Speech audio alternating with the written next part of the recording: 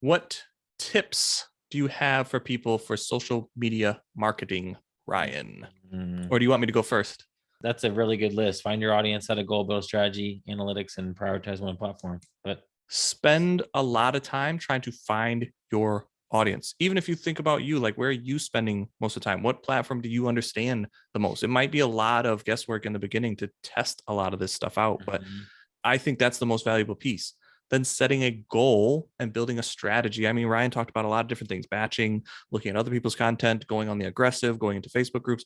There's a ton of different strategies that you can implement. But I think after you have the strategy, you should be handing it off. You know where they're at. You set a goal, hand off whatever your strategy is to someone else so they can run in the background and it can be a lot more consistent. And then use the analytics that you're seeing to make data driven decisions. Friends that we have that are really good at marketing, they're also saying the same thing. Like they're shotgunning a lot of different offers, paying a lot of different platforms to do things instead of trying to optimize all the different platforms.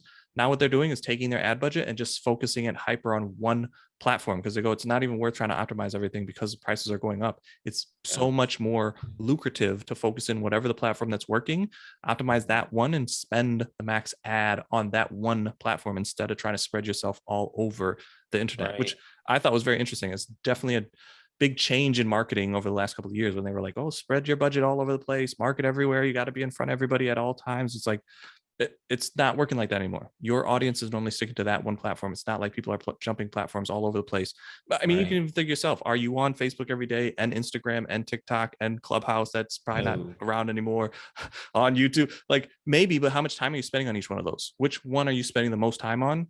Think about your audience. They're doing the same thing. They're probably spending the max time on. I love YouTube, so I'm spending the most time on YouTube. I'm not spending any time on those other platforms, but I do interact with people even on YouTube. And then sometimes those interactions go to another platform, but I'm starting on YouTube. So I would spend most of my ad spend on YouTube. I'd also say repurposing would be a tip. Yes. So if you want to be on Instagram, Facebook, LinkedIn, and Twitter, like the four main ones. Of course, YouTube is separate with just video, but it doesn't have to be four different pieces of content.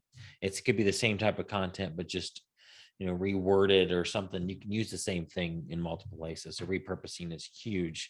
And then that it doesn't have to be like you're not having to go out to find content. If you have that pillar content, your pillar content, a blog or a podcast could be the crux of everything.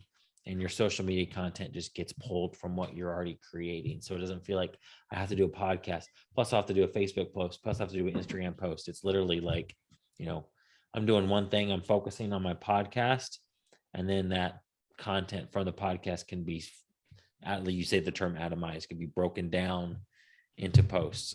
That makes it so much easier because you don't feel like you're having to do so much. You're doing one thing and it just gets broken up.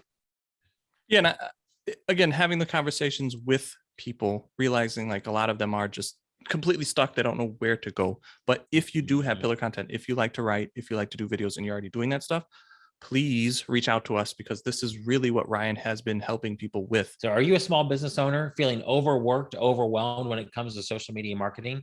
If you found this video helpful, we would love to come alongside you and help you become an unfrazzled entrepreneur. Click the link below or just go to wingmanvas.com and check out how we can help you get your time back.